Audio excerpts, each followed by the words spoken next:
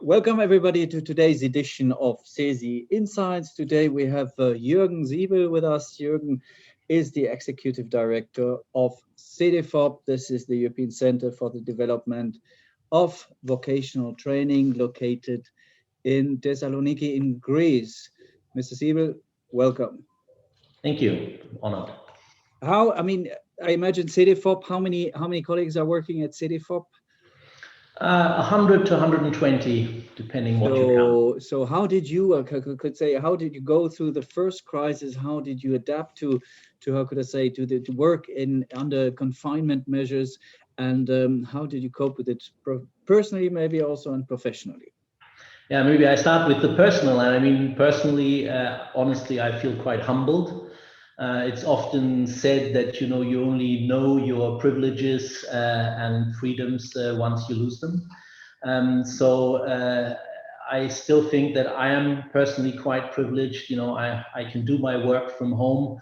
I have kids have left the house, so no bandwidth for homeschooling needed and no attention. I also have no direct economic effects, but I do know friends and people who have these things, so that makes me quite humble. And there's also, of course, this political dimension. We all are part of our societies, and I'm struck by this fact that so many people seem to be quite ignorant either towards the virus itself or to those vulnerable groups that suffer the most. So I think we cannot take science, rational decision-making, solidarity, common sense, all these things, we cannot take them for granted anymore, and we must defend them together. But professionally, because that's also what you asked, I'm quite proud that the Corona crisis, while it of course disrupted everything, also at CEDEFOP, we really managed. And it was also a kind of fast-track experience in digitalization for the organization. And I'm quite proud about my team because we secured business continuity from the start. We even upped our game with respect to the Corona-relevant research findings, the practice sharing that we facilitated, and also some policy pointers early on, already in April. And this is a remarkable achievement if you consider in particular that every single team member I have had to cope also with this personal level that I just described for myself, but many of them under more adverse conditions than I had to. So I'm really grateful. And in terms of our expectations, well, I think that this crisis will last for a good part of 2021, if not on all of it. And that also tells me we should not waste it, never waste a good crisis. And this means that we should try and carry over some of the positive impulses that it has definitely triggered to a post-crisis world. And regarding our field at CEDEFOP, Vocational Education and Training, I hope that we can carry over one of the findings that actually vocational education and training is actually an enabler of transitions. And so I hope that we will be able to prove that even when this crisis will hopefully be gone someday. Yeah, you speak of transition. You have been bringing forward, of course, always vocational training and the merits of vocational training or vocational education and training. Now, there might have been some new impetus with the Osnabrück Declaration. Mm-hmm. I think it was mid-September by the competent ministers. Do you think? I think it's still pending. The adoption at the council, in the council, is still pending. Do you think there will be possibilities to, to gear up upon the deliverables on this declaration? Because we also increasingly recognize the importance and see it, and still we have the feeling, let's say, vocational education and training might still be a little bit underrated. Yeah. First of all, we have to say Osnabrück is kind of part of Copenhagen, because it's one of the milestones in what we call the Copenhagen process that's been going on for almost 20 years. And this has seen already a lot of cooperation and has helped really to showcase VET's potential to secure Europe's future workforce and skills base, also to contribute to its ambitious economic and social goals, and make VET better visible. And that is the good story. But still, 2020 means that we are at a turning point, and so is VET. vocational education and training, and we need to focus, I think, much more on helping countries, enterprises, citizens to overcome COVID-19, and also to manage those twin transitions of digital and green. And this requires up and reskilling in Europe at an unprecedented scale. And thus, it also means we need systemic approaches to continue training and to make this a standard pathway for people throughout their working lives. That's very important. And we also need a VET that is agile, a VET that does not only enable people to adjust but also to really shape the change and the innovation that's needed. So I think it's really crucial that the declaration sees VET as an enabler of innovation, productivity, and resilience, and not just as society's repair shop. And wherever this is not yet the case, VET should also become a linchpin of skills ecosystems, whether at national, regional, local, or sectoral level. This is also evident in the key role that the declaration assigns to skills intelligence and the attention it pays to continuing VET and better interlinkages within initial VET, which remains important, but continuous VET will definitely require far more attention from us in this decade than in the past. And then there's also this notion of work-based learning, which is also very dear to me from my own past, being part of a VET provider in the private sector. So that is something that the declaration actually picks up. And with these priorities and the emphasis that the Osnabrück Declaration puts on skills and for sustainability and digitalization, it will also help to put the ambitious aims of the new skills agenda and the first ever council recommendation on VET in practice, I believe. CESI, of course, is a European Confederation of trade unions, of independent trade unions. What can actually trade unions concretely do to contribute to promote here, I would say, the role of VET systems? I would say mainly, of course, at national level, but also maybe at European level. Yeah, well, ever faster labor market changes and disruption make broad and inclusive social dialogue in VET more important than ever. The European Quality Framework for Apprenticeships also considers involving social partners as essential. And what I see particularly important is that trade unions are full partners in how VET and skill systems are governed. As partner in change, trade unions should also co-shape the feedback loops between the labor market and the VET alongside with their employer partners, but also with VET providers, teachers and trainers, sectoral, regional players. That is what it takes to identify and accommodate the change in the occupations, also to ensure that the VET system develops accordingly. But it doesn't stop there. To prepare young people for dynamic and changing labor markets, VET also needs to become more learner-centered, and it should adapt and respond to individual needs while taking account of the skills that employers want. But making VET more learner-centered calls for new approaches to curriculum design, modular pathways, and assessment methods, just to mention a few.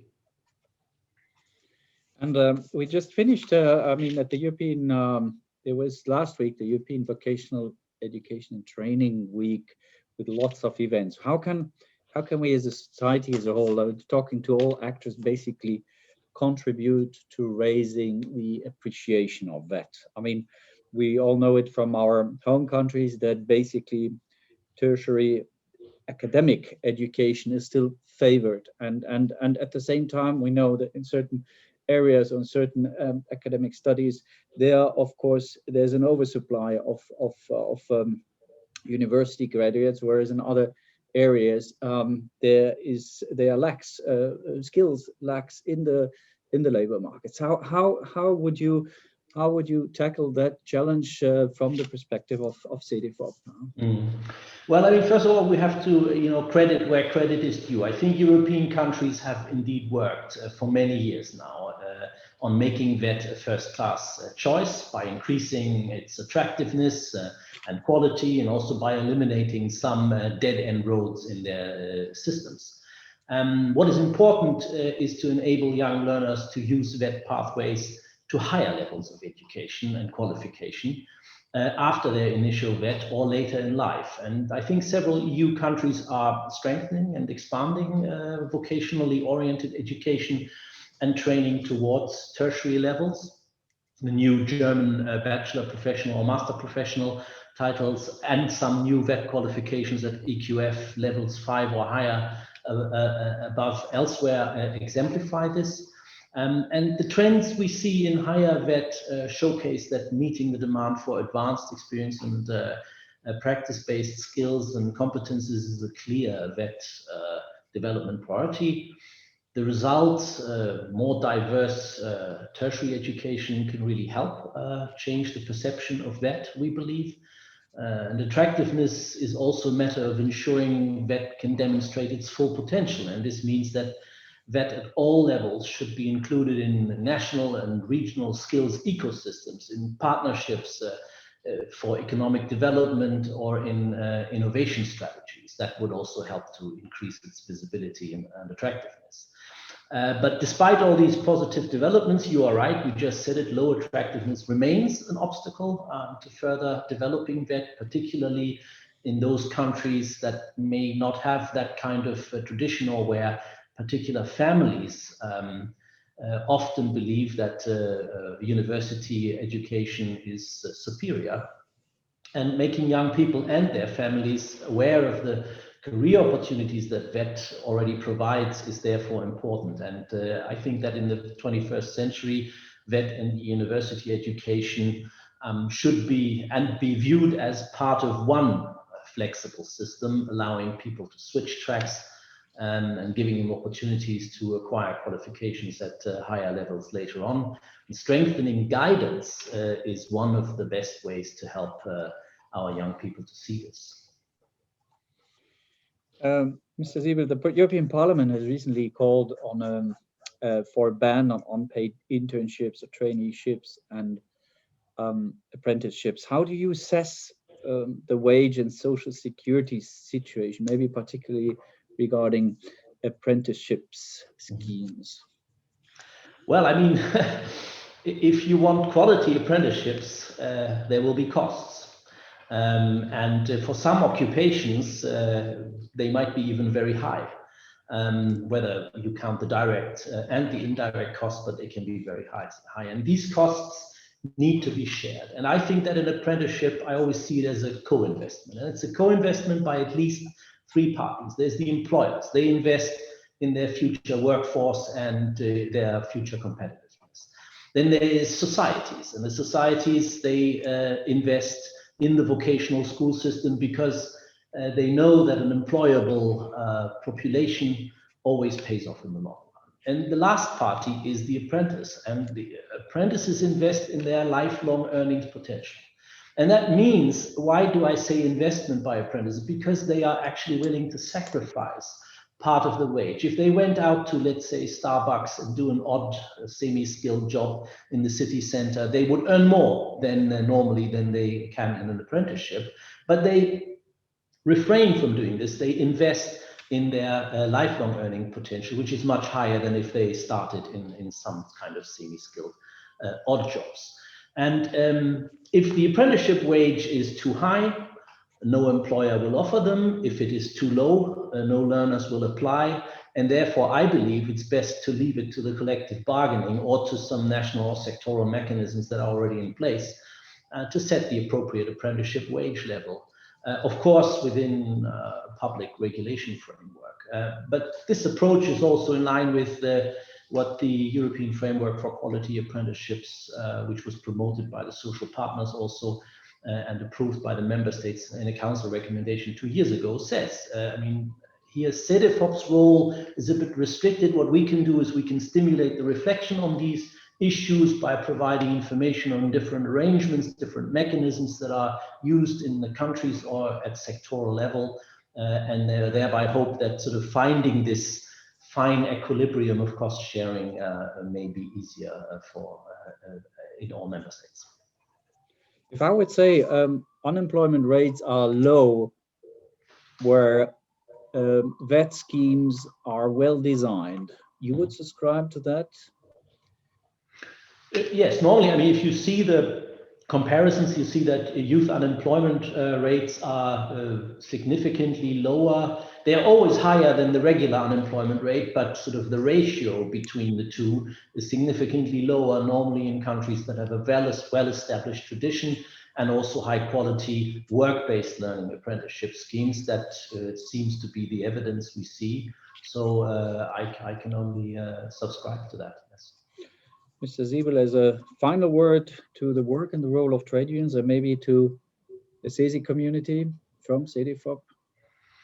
Well, I mean, for us, we are a tripartite organization, so also trade unions are represented on our management board, for instance. So we believe that trade unions and social dialogue in general are at the heart of our economies and societies. I think without your engagement as trade unions, we would not have enjoyed the remarkable economic growth, societal achievements that we've had over the past couple of decades. And so social partners for me are important because they keep the developments in check, they keep polarization at bay, and also they keep our societies at peace. So in CEDEFOP's field, social partners are indispensable because VET happens, and that's the key difference to general or academic education.